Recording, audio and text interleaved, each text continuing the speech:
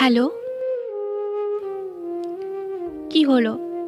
কিছু বলছো না যে? কিছু না, আসলে 5 বছর পর এই নাম্বার থেকে ফোন আশা করিনি, তাই বুঝতে পারছি না যে কি বলবো। কয়েকদিন থেকেই তোমার কথা খুব মনে পড়ছিল, কিন্তু ফোন করার ঠিক সাহস পাচ্ছিলাম না।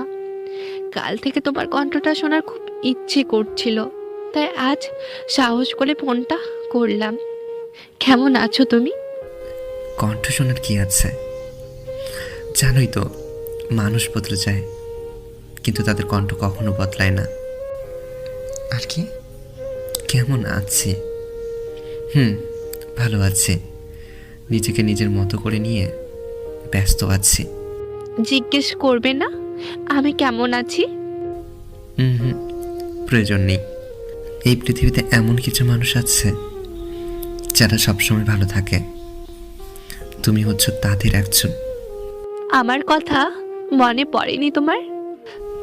হ্যাঁ, পড়েছে, অনেক মনে পড়েছে। যখন দিনের পর দিন না খেয়ে থাকতাম তখন মনে পড়তো তুমি ঠিকমতো খাচ্ছ তো। যখন রাতের পর রাত না ঘুমিয়ে কেঁদে কেঁদে অসুস্থ হয়ে পড়তাম তখন মনে পড়তো তুমি সুস্থ আছো তো। যখন কোনো আনন্দ উৎসবে সবাই হইচই আর আনন্দে মেতে উঠত আর আমি ঘরের দরজা বন্ধ করে একা অন্ধকার ঘরে বসে থাকতাম তখন মনে পড়তো তুমি সবার সাথে খুশি আর আনন্দে মেতে উঠেছো তো।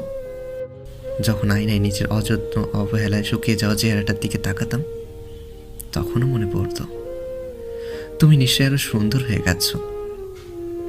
জানো, একসময় তোমাকে অনেক মনে পড়েছে, কিন্তু এখন আর পড়ে না। এখন অত সময় কই এগুলো মনে পড়ার। আমাকে কি ক্ষমা করা যায় না? ক্ষমা তো আমি তোমাকে 5 বছর আগেই করে দিয়েছিলাম। তোমায় ক্ষমা না করলে আমার মনে তোমার দেওয়া কষ্টগুলোর কথা কিভাবে শুকাতো বলো। আচ্ছা, এখন তাহলে রাখি। এখন আমার আকাশ দেখার সময়। প্রতিদিন রাতে এই সময় আমি আকাশ দেখি, আকাশের সাথেই কথা বলি। আকাশ কখনো আমার সাথে ছলনা করে না।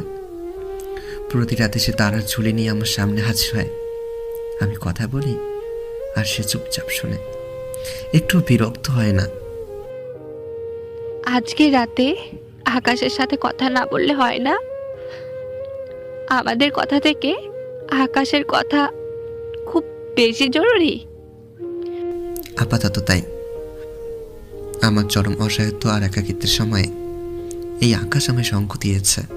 যে 5 বছর আমায় দূরে সরিয়ে রেখেছিল, তার জন্য আমি আমার 5 বছরের পাশে থাকা সঙ্গীকে দূরে সরিয়ে রাখতে পারবো না।